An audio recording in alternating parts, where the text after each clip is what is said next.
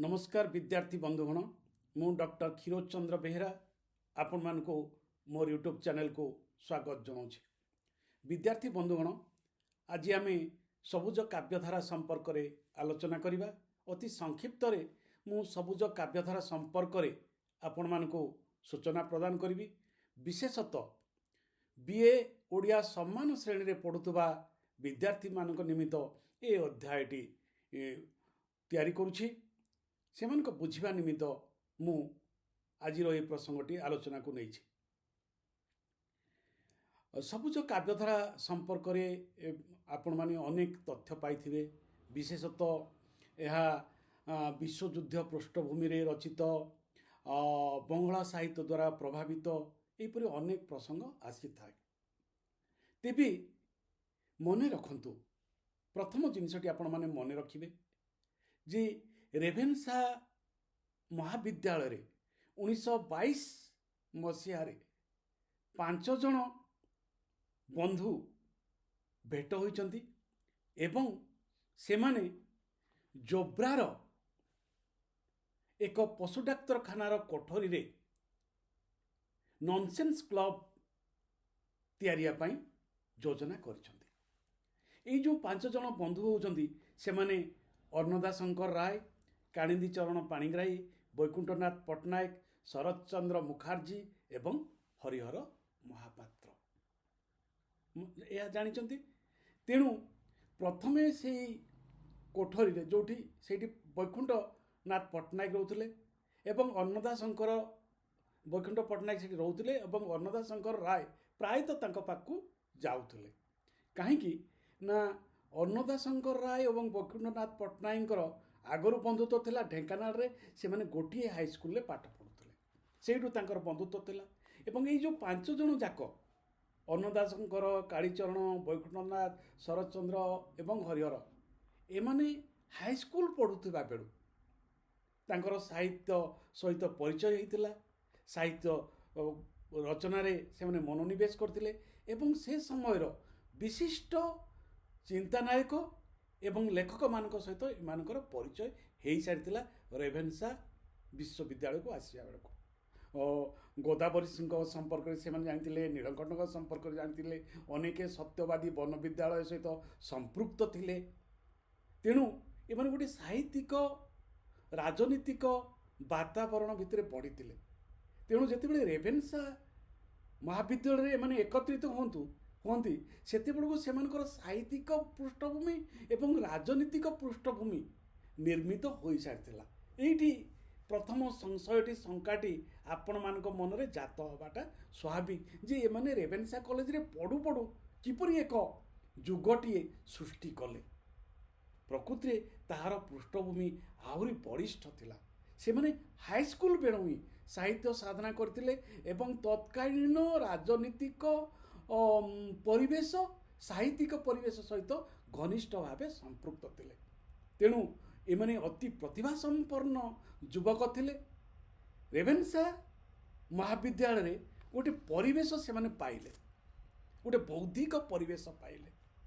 विशेष करी आपण मैंने जदि वैकुंठनाथ पाणिग्राही आत्मजीवनी पढ़े ग्रंथावली अच्छी रेभेन्सा महाविद्यालय संपर्क में तांकर विशेष वर्णना रही।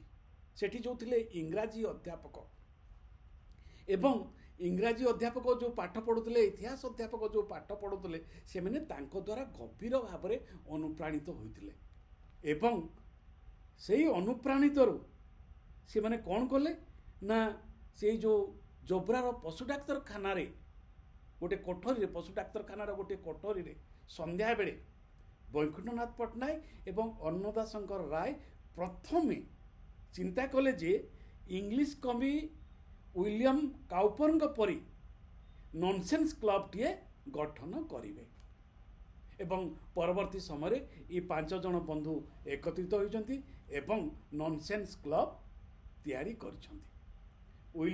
तेणु अनेक समय आपणकर सबू आसे आलोचन आसे जे यह बंगला साहित्यर प्रभाव रे, सबुज पत्रर प्रभाव रे, रवींद्रनाथ प्रभाव रे, विश्वयुद्धर प्रभाव रे, किंतु वैकुंठनाथ निजे कहते ତାଙ୍କ ଆତ୍ମଜୀବନୀରେ ଯେ ଆମେ ରେଭେନ୍ସା ମହାବିଦ୍ୟାଳୟରେ ପଢ଼ୁଥିବା ସମୟରେ ୱିଲିୟମ୍ କାଉପରଙ୍କର ନନସେନ୍ସ କ୍ଲବ୍ ସମ୍ପର୍କରେ ଜାଣିଲୁ ଏବଂ ସେହି ଅନୁଯାୟୀ ଆମେ ନନସେନ୍ସ କ୍ଲବ୍ ତିଆରି କଲୁ ଏବଂ ପ୍ରଥମେ ଯେଉଁ ପତ୍ରିକାଟି ତିଆରି କରିଥିଲେ ତାହା ଥିଲା ନନସେନ୍ସ କ୍ଲବ୍ ହାତଲେଖା ଏବଂ ତାପରେ ହରିହର ମହାପାତ୍ର ଅବକାଶ ପତ୍ରିକାର ନାମକରଣ କରିଥିଲେ ପରବର୍ତ୍ତୀ ପତ୍ରିକାର ଏବଂ ଅବକାଶରେ ଯେହେତୁ ହରିହର ମହାପାତ୍ରଙ୍କର ନାଁ ଅକ୍ଷରଟି ରହିଲା ନାହିଁ ପ୍ରଥମ ଅକ୍ଷରଟି ରହିଲା ନାହିଁ ସେଥିପାଇଁ ତିଆରି ହେଲା ଆଉ ଗୋଟେ ପତ୍ରିକା ଶକ୍ତି ସାଧନା ଏବଂ ଶକ୍ତି ସାଧନା ପରେ ପୁନର୍ବାର ଆସିଲା ଯୁଗବୀଣା।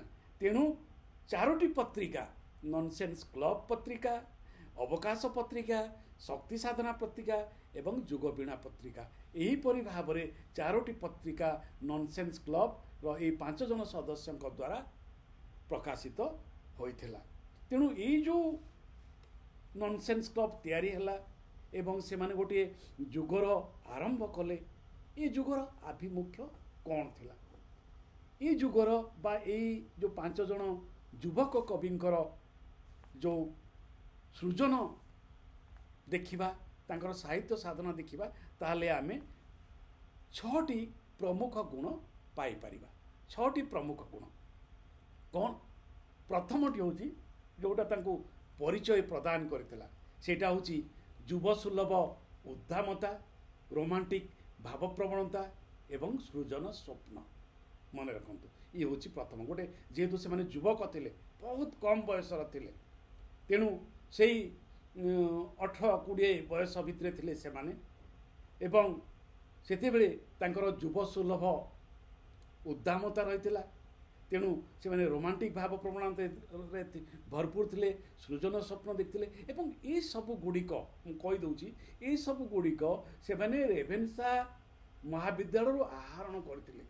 କାହିଁକି ନା ବୈକୁଣ୍ଠନାଥ ନିଜେ କହୁଛନ୍ତି ଯେ ସେ W.B. Yeats, ୱାର୍ଡସୱର୍ଥ ଏବଂ ସେଲିଙ୍କ କବିତା ଦ୍ୱାରା ଗଭୀର ଭାବେ ପ୍ରଭାବିତ ହୋଇଥିଲେ।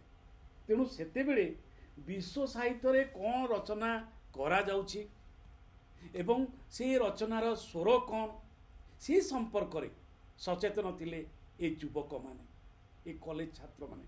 ତେଣୁ ଏଇ ଯେଉଁ କଲେଜ ଛାତ୍ରମାନେ ଯେଉଁ ଯୁଗଟି ରଚନା କରୁଥିଲେ, ସେ ଯୁଗରେ ଗୋଟେ ଅନ୍ତର୍ଜାତୀୟ ଚେତନା ରହିଥିଲା, ବିଶ୍ୱ ସାହିତ୍ୟର ଚେତନା ରହିଥିଲା ଏବଂ ସେଇଠୁ ସେମାନେ କ'ଣ ଗ୍ରହଣ କରିଥିଲେ? ରୋମାଣ୍ଟିକ୍ ଭାବ ପ୍ରବଣତା, ସୃଜନ ସ୍ୱପ୍ନ ଏବଂ ଯୁବସୁଲଭ ଉଦ୍ଦାମତା। ଏ ହେଉଛି ପ୍ରଥମ ଗୁଣ। ଦ୍ୱିତୀୟ ଗୁଣଟି କ'ଣ? ଏଇ ଯେତେବେଳେ ଯୁବସୁଲଭ ଉଦ୍ଦାମତା ଆସେ, ସେତେବେଳେ ବ୍ୟବସ୍ଥା ବିରୁଦ୍ଧରେ ବିଦ୍ରୋହ ହୁଏ।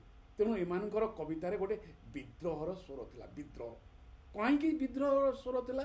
ନା ଯେଉଁ ପାରମ୍ପରିକ ସମାଜ ଥିଲା, ସେ ସମାଜରେ ଯେଉଁ ଅନ୍ୟାୟ ଚାଲିଥିଲା, ସେ ଅନ୍ୟାୟକୁ ଏମାନେ ବିରୋଧ କରୁଥିଲେ। ଇଏ ହେଉଛି ଦ୍ୱିତୀୟ ଗୁଣ।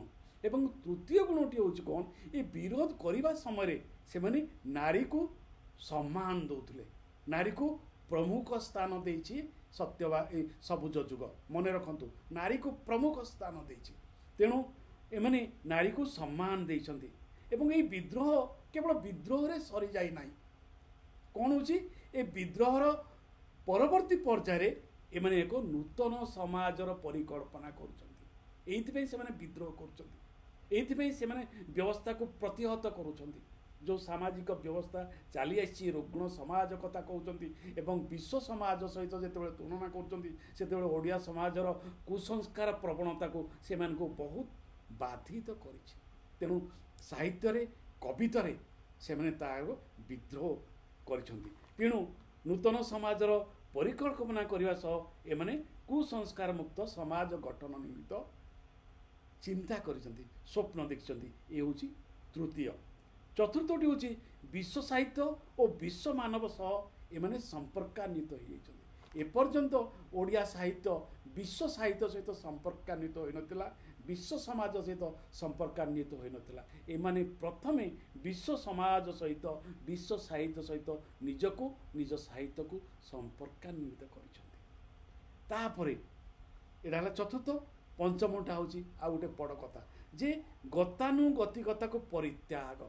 ଯେତେ ସାହିତ୍ୟିକ ଶୈଳୀ ଆସିଲା ସେ ସାହିତ୍ୟିକ ଶୈଳୀରେ ସେମାନେ ଗତାନୁଗତିକତାକୁ ପରିତ୍ୟାଗ କରିଛନ୍ତି, ନୂତନ ଛନ୍ଦ ଆଣିଛନ୍ତି, ନୂତନ ପ୍ରକାର ଗଦ୍ୟ ଆଣିଛନ୍ତି, ସବୁ ନୂତନ କରିବା ପାଇଁ ଚେଷ୍ଟା କରିଛନ୍ତି ଇଂରେଜ ସାହିତ୍ୟ ତୁଳନାରେ, ଇଂରେଜ ସାହିତ୍ୟର ଅନୁକରଣରେ।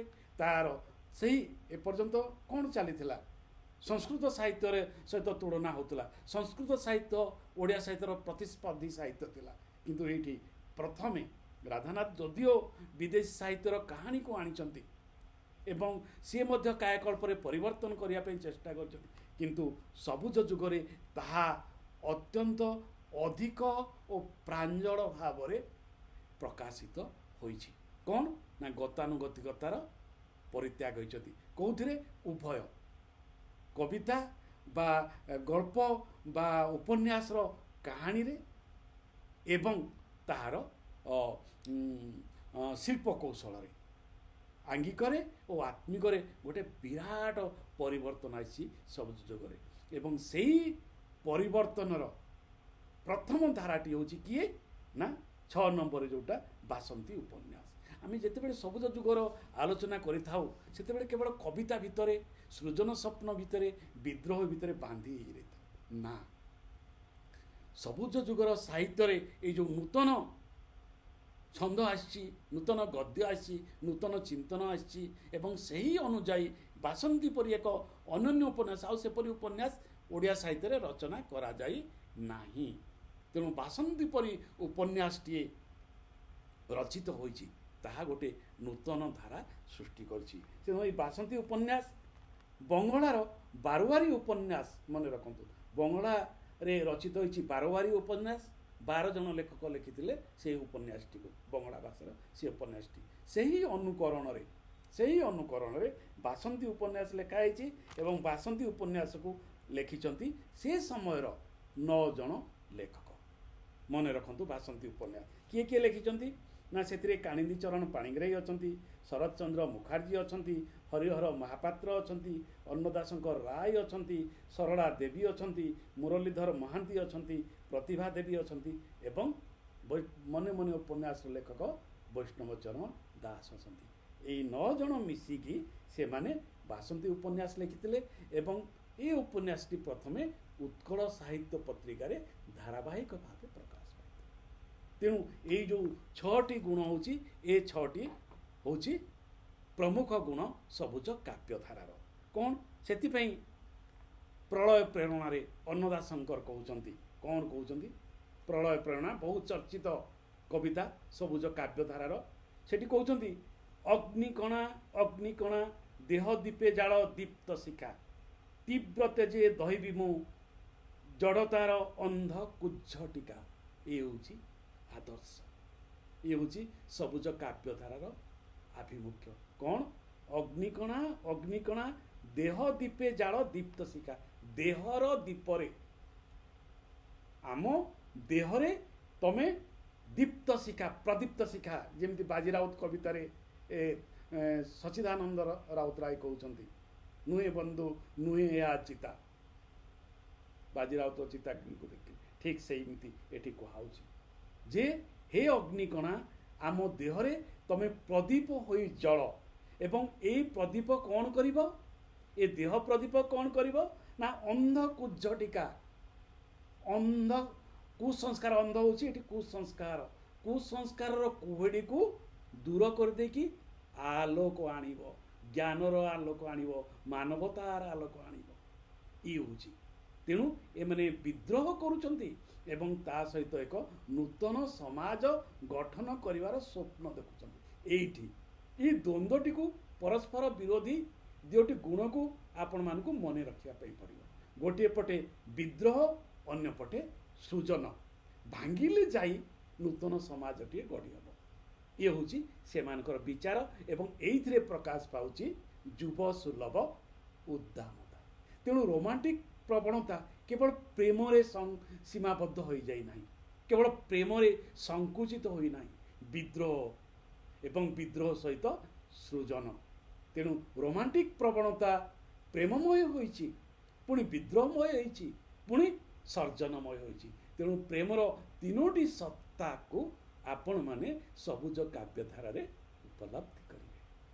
द्वितीयटी हूँ व्यवस्था और अन्याय विरोध में जो आंदोलन विद्रोह से कहते हरिहर कहते ध्वंस नुहे मुहि सृष्टि तीव्र नुहे प्रेम पृष्टि आशाटी मोहर चिर सहचर विरय नुहे मो मिलन मंतर करम नाही गो लबे आशा कति विरामे प्रणये लड़े मु मुकति। तेणु से कहते ध्वंस नुहे सृष्टि ध्वंस सहित मु सृष्टि करने चाहे ध्वंस मोर शेष परिचय नुहे ध्वंस नुहे मुहि सृष्टि मु कविता हरिहर महापात्र ध्वंस नुहे मुहि सृष्टि तीव्र नुहे प्रेम पृष्टि। तेणु भांगीदेवी माने मु ध्वंस करदेवी माने ध्वंस करदेवी नहीं सेठी मु प्रेमर सर्जना करी प्रेमर सर्जना करी। तेणु ये जो विश्व चेतना सहित जड़ित होती विश्व साहित्य और विश्व मानव सह संपर्कित शरतचंद्रकर एक कविता देखा वीणा बादिनी भारती विश्व वीणा बजामा हे वीणा बादिनी भारती हे सरस्वती तमें कौन करो आज विश्व वीणा बजाओ विश्व संगीत गाओ विश्व दरबार को आमको पहुँचे दियो विश्वर कथा कह मानव समाजर कथा कह ये साधारण गोटे भूगोल भितर आम साहित्य को आम संस्कृति को आम आदर्श को संकीर्ण कर रखना विश्व मानव सहित विश्व चेतना सहित से माने जोड़ी होती वीणा बादिनी भारती विश्व वीणा बजामा आज चक्रवाल पासे तरुण अरुण आसे तरुण अरुण आसुची चक्रवाल रे ये जो युवक तरुण से माने तरुण सूर्य उदय होती सी पुण्य ज्योति परसे अपसरे काली माँ। तेणु से जो तरुण अरुण उदय होती सी कौन करुछंती ना काली माँ को नष्ट कर दौरान। ये काली माँ किए ये काली माँ हूँ अपसंस्कृति कुसंस्कार ये कुसंस्कार को परित्याग करी आज तरुण अरुण पुण्य ज्योति प्रकाश करुछंती। ये हूँ विश्व मानवर कथा विश्व समुदायर कथा मानववादर कथा। तेणु काणिंदी कहते शुण शुण कान डेरी विश्व अगन घेरी मुकति आलोक आहा फुटी पड़े रविर मुग्ध चेतना एथि कविर काणिंदी चरण कवितार समग्र विश्व चेतना रोमांटिक चेतना एवं मानववादी चेतना प्रकाशित होची तांकर फगुण वंशी कवितार फगुण वंशी कवितार कौन कहते शुण शुण कान डेरी समस्त कहते शुण शुण कान डेरी विश्व अगन घेरी विश्व अगणारे। तेणु प्रथम कही ये प्रथम साहित्य युग जी विश्व साहित्य सहित घनिष्ठ भाव में संपृक्त होती विश्व चेतना को आणिकी ओडिया साहित्य ओडिया कवितार आणिकी मिसेई देछि।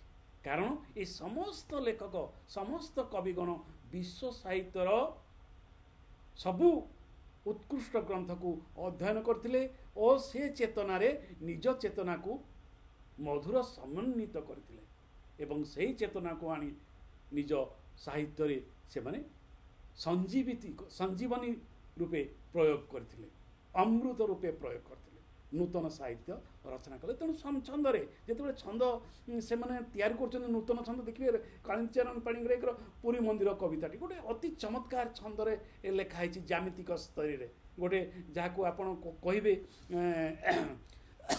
त्रिभुज त्रिभुज शैली से कविता लिखाई पुरी मंदिर कविताटी जो बन थरे गले आलोचना जो शब्द जो पंक्ति दाड़ी गुड़िक रही पूरापूरी नूतन एवं से समग्र विश्व साहित्य को प्रभावित करथिला लिरिकल बालाड्स। तेणु लिरिकल बालाड्स रो प्रभाव रे सबुज युगर काव्य छंद कविता छंद निर्मित होता से सी लिखुंट काणिंदी चरण फगुण वंशी कवितार शुण शुण कान डेरी विश्व अगन घेरी मुकति आलोक आहा मुक्तिर आलोक सबुठी देखा। तेणु विश्वयुद्ध परवर्ती पर्यायर जो समग्र विश्व रे मानव जाति एक नूतन दिग को अग्रसर है गोटे सामूहिक जीवन समग्र विश्व भितर गोटे सामूहिकता है जो ध्वंस सृष्टि है जाणीगला जे विज्ञान आमको ध्वंस करदेव। तेणु विज्ञान को प्रतिहत करी ମାନବିକତାକୁ ସର୍ବାଗ୍ରେ ନେବା ପାଇଁ ପଡ଼ିବ। ମାନବ ମାନବ ଭିତରେ ସମ୍ପର୍କ ସୃଷ୍ଟି ହେବ, ଦେଶ ଦେଶ ଭିତରେ ସମ୍ପର୍କ ସୃଷ୍ଟି ହେବ। ସେଇ ଏକ ସକାରାତ୍ମକ ଭାବନା, ବିଶ୍ୱଯୁଦ୍ଧ ପରର ସକାରାତ୍ମକ ଭାବନା ସବୁଜ ଯୁଗ କାବ୍ୟ ସାହିତ୍ୟକୁ ପ୍ରଭାବିତ କରିଛି ଏବଂ ତାହା ହିଁ ମୁଖ୍ୟ ଆଧାର ରହିଛି। ସେଥିପାଇଁ କହୁଛନ୍ତି, ଶୁଣ ଶୁଣ କାନ ଡେରି ବିଶ୍ୱ ଅଗନ ଘରି ମୁକତି ଆଲୋକ ହା ଫୁଟି ପଡ଼େ ରବିର ସୂର୍ଯ୍ୟ କିରଣରେ। ଆଜି ମୁକ୍ତିର ଆଲୋକ ଆସିଛି ଏବଂ ସେହି ମୁକ୍ତିର ଆଲୋକ ଦ୍ୱାରା ଆମେ ଉଦ୍ଦୀପ୍ତ ହୋଇଛୁ ଏବଂ ସେହି ମୁଗ୍ଧ ଚେତନାରେ ଆମେ ଆମର କବିତା ରଚନା କରୁଛୁ। ତେଣୁ ସବୁଜ କାବ୍ୟଧାରାର ଇଏ ହେଉଛି ପ୍ରମୁଖ କାବ୍ୟଧାରା। ଯୁବ ସୁଲଭ ଉଦ୍ଦାମତା, ରୋମାଣ୍ଟିକ୍ ଭାବପ୍ରବଣତା, ବ୍ୟବସ୍ଥା ଓ ଅନ୍ୟାୟ ବିରୋଧରେ ବିଦ୍ରୋହ, ନାରୀକୁ ସମ୍ମାନ, ନୂତନ ସମାଜର ପରିକଳ୍ପନା, କୁସଂସ୍କାର ବିହୀନ ସମାଜ, ଅଗ୍ରଗାମୀ ସମାଜ, ବିଶ୍ୱ ସାହିତ୍ୟ ଓ ବିଶ୍ୱ ମାନବ ସହ ସମ୍ପର୍କାନ୍ୱିତ, ଗତାନୁଗତକୁ ପରିତ୍ୟାଗ କରି ନୂତନ ଛନ୍ଦ, ନୂତନ ଗଦ୍ୟ ନିର୍ମାଣ ଏବଂ ବାସନ୍ତୀ ପରି ଏକ ଅନନ୍ୟ ଉପନ୍ୟାସର ରଚନା। ଏ ହେଉଛି ସବୁଜ ଯୁଗର, ସବୁଜ କାବ୍ୟଧାରାର ପ୍ରମୁଖ ଲକ୍ଷଣ। ଆଶା କରୁଛି ଏ ଆଲୋଚନାଟି ଆପଣଙ୍କୁ ଭଲ ଲାଗିବ। ମତାମତ ନିଶ୍ଚୟ ଦେବେ ଏବଂ ମୋ ୟୁଟ୍ୟୁବ୍ ଚ୍ୟାନେଲକୁ ଦୟାକରି ସବସ୍କ୍ରାଇବ୍ କରିବେ। ରହୁଛି, ଧନ୍ୟବାଦ, ନମସ୍କାର।